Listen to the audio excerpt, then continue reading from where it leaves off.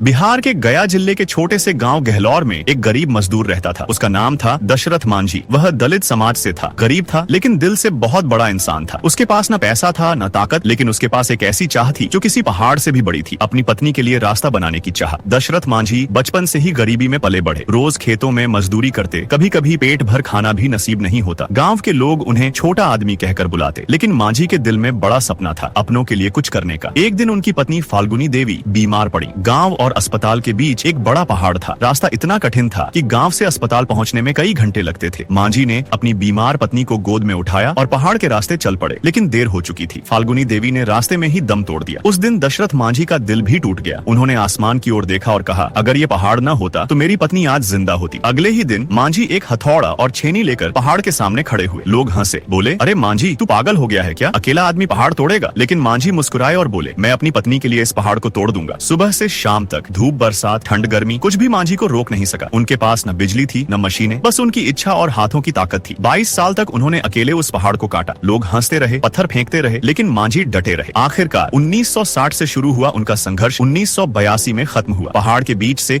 110 metre लंबा और 9 metre चौड़ा रास्ता बन चुका था। अब गहलौर से वजीरगंज अस्पताल की दूरी 55 किलोमीटर से घटकर सिर्फ 15 किलोमीटर रह गई। गाँव वालों ने देखा, जिसे वो पागल कहते थे, वही अब माउंटेन मैन बन गया था। दशरथ मांझी ने न सरकार से मदद मांगी न किसी से शिकायत की। उन्होंने दुनिया को सिखा दिया कि अगर इरादा सच्चा हो तो पहाड़ भी झुक जाते हैं। 2007 में दशरथ मांझी इस दुनिया से चले गए, लेकिन उनके हाथों से बना वो रास्ता आज भी जिंदा है और हर राहगीर को याद दिलाता है।